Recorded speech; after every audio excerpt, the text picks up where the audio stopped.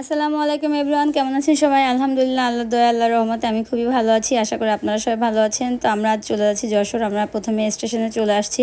চলে আসার পরে কিছুক্ষণের মধ্যে ট্রেনটা ছেড়ে দিয়েছিল। আমরা 1 ঘন্টার মধ্যে যশোরে পৌঁছে গিয়েছিলাম।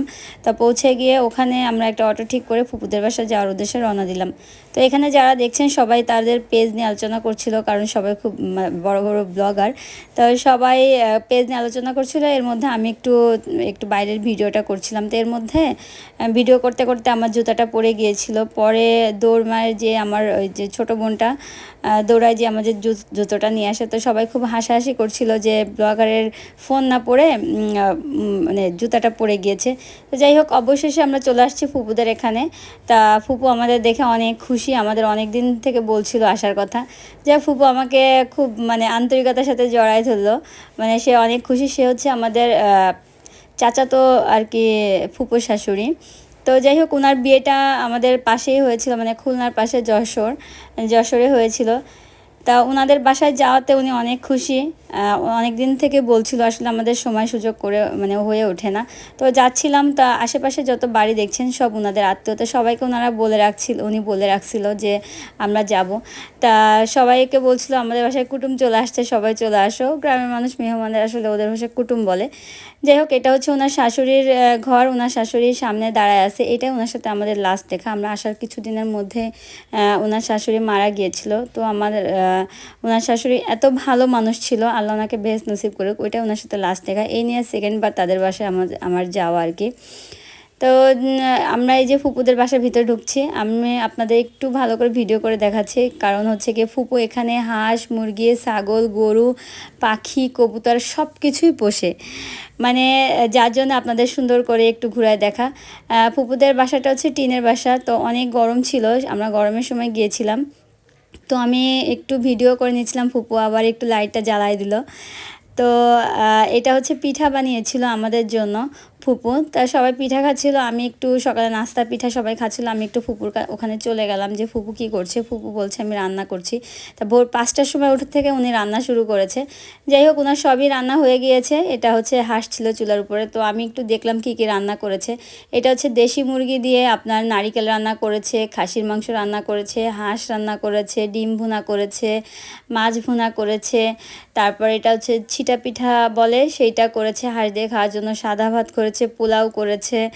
তারপরে মিষ্টি নিয়ে এসেছে ওখানে নাম করা দোকান থেকে। তারপরে আপনার দই নিয়ে এসেছে। তো সব কিছু আপনাদের সাথে শেয়ার করলাম। কারেন্ট চলে গেছে, সবাই বাইরে বসে হাওয়া খাচ্ছিল। তা বাচ্চাদের ভাবিয়ে একটু বাতাস করছিল। তো এই আর কি। তা আমি একটু সামনে যেয়ে দেখলাম ইনি খুব ভালোভাবে মেহমানদের দেখছে। তো আমি তাকে ভিডিও করার সাথে সাথে সে উঠে দাঁড়ালো। যাই হোক, পাশে গোয়ালঘর ছিল গরুর। তো ওর পাশে যেই ভিউটা আমি আপনাদের দেখাচ্ছি, পাশেই আর কি ফুপুর বাসার সাথেই আর কি এই রাস্তাটা, ছোট চিকন রাস্তা এ বাড়ি থেকে ও বাড়ি যাওয়ার জন্য। তো এটা হচ্ছে গোলাপ গাছ ছিল। তা গোলাপ গাছটায় আপনার পাতা ঝরে গিয়েছে। এটা হচ্ছে করমচা গাছ, এখনও ফল ধরেনি। ফল ধরবে আর কি, এখন ফল ধরার সময় না, এখন ফুল ধরার সময়। যাই হোক, গোলাপ গাছে ভিডিও করতে করতে আমার খুব পছন্দের একটা ফুল সামনে চলে আসলো। এই ফুলটার নাম কি আপনারা প্লিজ আমাকে কমেন্ট করে জানাবেন। আমি আসলে এই ফুলটার নাম জানি না, বাট আমি অনেক পছন্দ করি। ফুলটা দেখতে আমার কাছে খুবই দারুণ লাগে। হ্যাঁ, গেটের সাইড থেকে বা পাশে দিলে খুবই দারুণ লাগে। তা ভিডিও করতে করতে একটা মাটির ঘর চোখে পড়ে গেল। তা আমরা আসলে শহরে থাকি, তো মাটির ঘর ওইভাবে দেখা হয় না। অনেক ছোটোবেলায় দেখেছি গ্রামের বাড়িতে, বাট অনেক দিন পরে আর কি মাটির ঘরটা দেখলাম। সচরাচর এখন কারোর বাসায় আসলে মাটির ঘর থাকে না গ্রামে।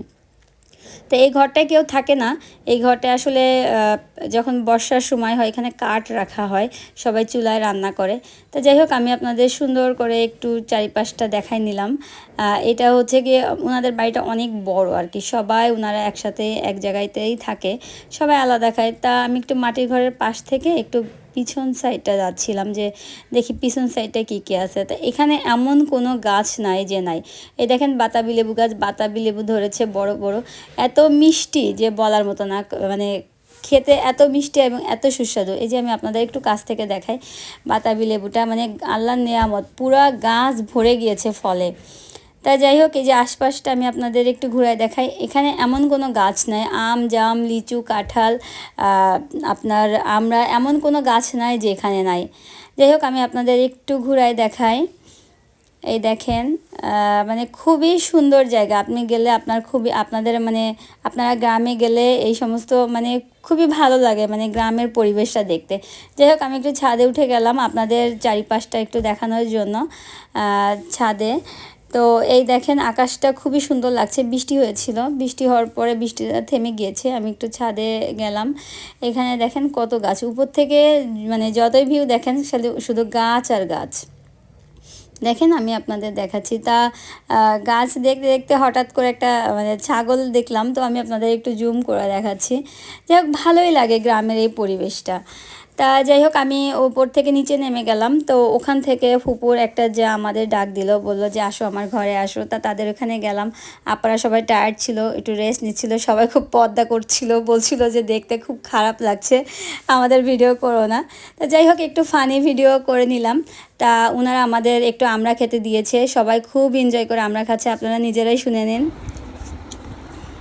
মিষ্টি কত মা, মিষ্টি সো ডেলিশিয়াস। তো আমরা সবাই আমরা খেয়ে এই যে চলে আসলাম, দেখে সে বসে বসে রেস্ট নিচ্ছে, আমাদের দেখছে। তো যাই হোক ওখান থেকে একটু সামনে আসলাম, আমরা খাওয়া দাওয়া করতে চলে আসলাম, কারেন্ট চলে আসছে। তো আমি একটু ডিম নিলাম, ডিমটা যে এত মজা হয়েছিল, লাস্ট আমি পরে আরেকটা ডিম নিয়েছিলাম, মানে খুবই মজা, ওনার রান্না খুবই টেস্ট। আমি এর আগে প্রথম একবার খেয়েছি, মানে এত সুন্দর রান্না করতে পারে, মানে কি বলবো, না খেলে আপনারা বুঝতে পারবেন না। তো আমি তো আবার একটু মাছ লাভার, আমি আবার এক পিস মাছ নিয়ে নিলাম। তো মাছ আর ডিম দিয়ে আমরা খাওয়া শুরু করলাম। খাওয়া শেষে মানে মাছ আর ডিম খাওয়ার পরে একটু মাংস নিলাম, এটা হচ্ছে হাঁসের মাংস, মানে হাঁসটাও খুবই দারুণ হয়েছিল। এগুলো সবই তার পালা, সে বাসায় পোষে। তারপর একটু খাসি নিলাম, এটাও তার পালা, মানে সবই। তা আমরা খেতে খেতে বৃষ্টি চলে আসছে, দেখেন আমি আপনাদের একটু ভিডিও করে দেখাচ্ছি, কিছুক্ষণের মধ্যে শুকায় যাবে আবার। হ্যাঁ, তো আমার খাওয়া দাওয়া শেষে আমি একটু জানলার থেকে একটু বাসার পিছন থেকে একটু ভিডিও করছিলাম। তা খুবই মজা, মানে ভালো লেগেছে, তাদের ওখানে খাবারটা অনেক মজা ছিল। যাই হোক আমরা সবাই আর কি একটু ঘোরাফেরা করে এই যে বাসার উদ্দেশ্যে রওনা দিলাম, খুবই ভালো লাগছে। আজ এই পর্যন্ত।